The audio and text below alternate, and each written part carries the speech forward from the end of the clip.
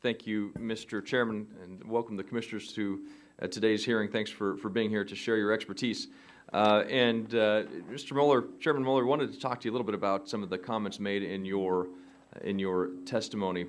You talk a little bit about traditional baseload generation will be needed to firm renewable energy resources. We hear a lot of talk about that, whether it's wind, solar, what backup will be needed. Is there a percentage that you can give me of that baseload generation? So, for instance, if you have a megawatt of wind production, what percent of firming baseload would you need for that 1 megawatt of wind? Well, it depends on the wind, because your home state of Colorado has some really good wind.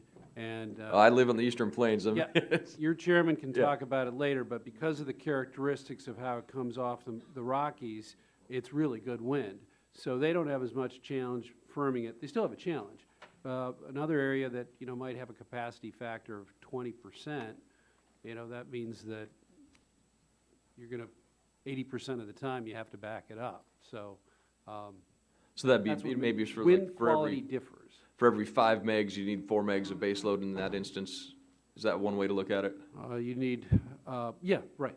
Okay.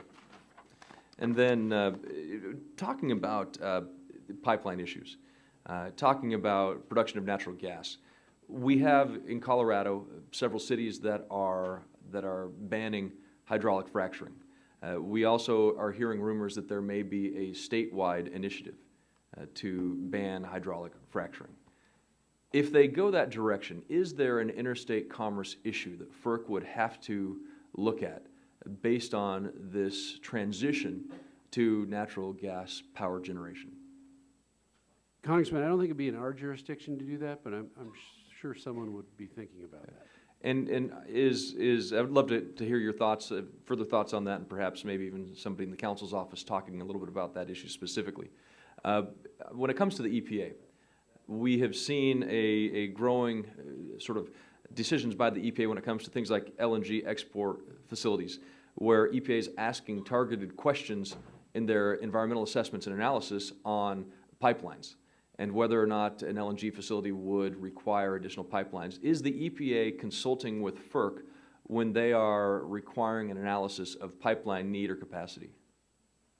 I don't believe so. I'll get back to you, but they certainly have submitted comments for the record on the environmental analysis. Okay.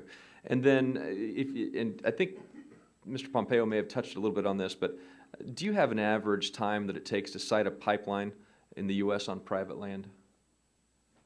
We might, but I'd have to get back to you on that. That'd be great. And do you know? And if you could get back to me on federal land as well, do you have that answer off the top of your head? Okay.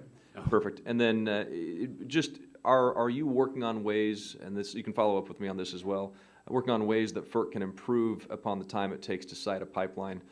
I think that's an important conversation with those answers in mind. Well, I have a lot of confidence in our Office of Energy Projects that doing the best job they can under the given circumstances and statutory responsibilities. As I alluded to earlier, one way to speed up the process would be to create some timelines and the accountability that come with timelines on the resource agencies that a pipeline is also dependent on getting permits from. Okay. And do you believe that coal still plays a role in our electric generation and that it would be unwise to move too quickly to natural gas if there's no infrastructure to support it where it exists? Excuse me, if it does not exist to support it? Well, coal is still an extremely significant part of our electricity mix and will be for the foreseeable future. Mr. Chairman, I yield back.